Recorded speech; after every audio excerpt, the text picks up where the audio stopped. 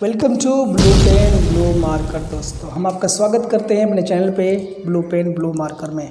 आज हम पढ़ेंगे क्लास 11th रेनबो 1 का एक इम्पॉर्टेंट पोएम है जो कि है stopping by woods on a snowy evening. नाम से ही बिल्कुल क्लियर है। स्टॉपिंग माने रुकना, बाई वुड्स माने जंगल के आसपास, ऑन ए स्नोवी इवनिंग मतलब उस शाम को जब बर्फ़ गिर रहा होता है, उस शाम को ना जंगल के बगल में, जंगल के बाई माने नज़दीक में क्या करना, रुकना। इसमें होता क्या है कि ट्रैवलर जो होते हैं, इसके जो पोएट है वह है रॉबर्ट फ्रॉस्ट। रॉबर्ट फ्रॉस्ट ने इसको लिखा है। वो जानते हैं आप कि एक नेचर को लाइक करते हैं, नेचुरल पोएट हैं।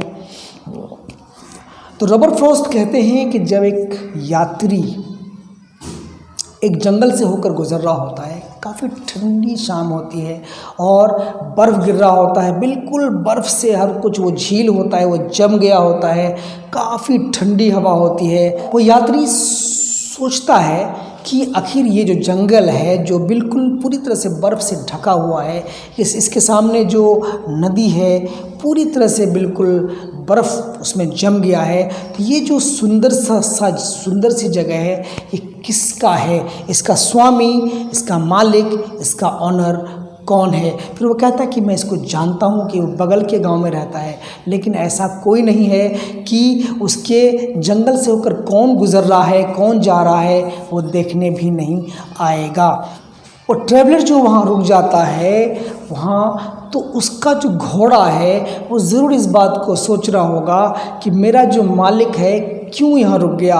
यहाँ तो सर छुपाने के लिए कोई कॉटेज भी नहीं है, कोई घर भी नहीं है, कुछ ऐसा है भी नहीं कि यहाँ कोई रुका जाए या कोई आराम करने की जगह हो, ऐसा तो है नहीं। रात भी हो रही है, तो उसके घोड़े को ऐसा फील होता है कि मेरा मालिक यहाँ रुका तो रुका क्यों।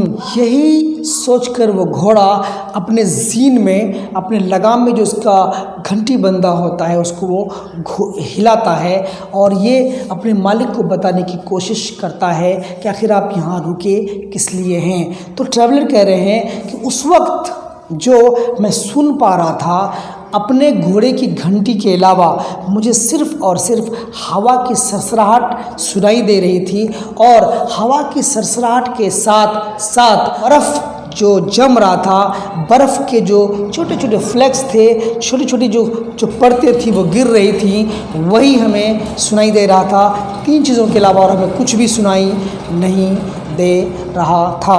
फिर वो ट्रैवलर कहते हैं कि इसमें कोई शक नहीं कि ये जो जंगल है काफ़ी गहरा है, काफ़ी डीप है, बहुत अंदर तक है, बहुत ही गहरा है, बहुत ही डरावना है, लेकिन हमें तो जाना है। चूँकि हमने जो वादा किया है हमको अपना वादा पूरा करना है, हमको जाना है। इससे पहले कि मैं सोऊं, मैं आराम करूं, मुझे आराम करने के लिए नहीं बल्कि मुझे माइल्स और माइल्स तक चलना है। इससे पहले कि मैं आराम करूं, मुझे बहुत दूर जाना है। तो यही एक सबक है दोस्तों।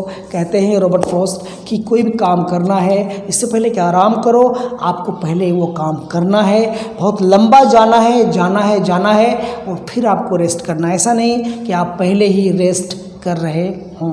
तो ये था सिंपल सा पोएम था ट्रैवलर के बारे में कि वो एक ऐसे जंगल से होके गुज़र रहे हैं जहाँ कुछ नहीं है, काफ़ी घना जंगल है, एकदम शाम का वक्त है, बर्फ़ गिर रहे हैं, वो जो नदी है बिल्कुल जमा हुआ है, वो वहाँ रुक जाते हैं। तो उनको घोड़े को लगता है कि आखिर ये मेरा मालिक यहाँ रुका तो रुका क्यों, क्या बात है, यहाँ तो रहने के लिए भी जगह नहीं है, आराम करने के लिए जगह नहीं है। तो अपने जीन का जो घंटी है उसको हिलाकर घोड़ा उसको कहता है, इशारा करता है कि आखिर ये आप यहाँ रुके तो रुके क्यों।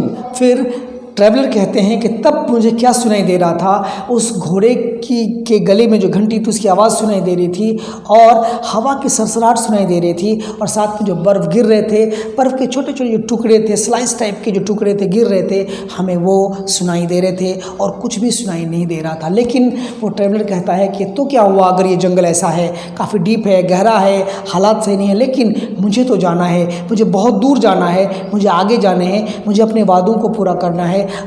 आई हैव प्रोविजंस टू फुलफिल, मुझे अपने वादों को फुलफिल करना है, पूरा करना है। और इससे पहले कि मैं आराम करूं, मैं रुक जाऊं, मैं ठहर जाऊं, मुझे बहुत दूर जाना है, माइल्स और माइल्स और माइल्स जाना है। और माइल जब हम चले जाएंगे तब जाकर हम आराम करेंगे, लेकिन अभी मुझे आराम करने की ज़रूरत नहीं है, चूँकि मुझे बहुत ही सारा दूरी हमको तय करना है। ये सिंपल सा पोएम है, आप देख लीजिएगा, आप इजीली इसको समझ गए होंगे कि आखिर रॉबर्ट फ्रॉस्ट इसमें कहना क्या चाहते हैं। आपको कैसा लगा हमें कमेंट करके ज़रूर बताइएगा।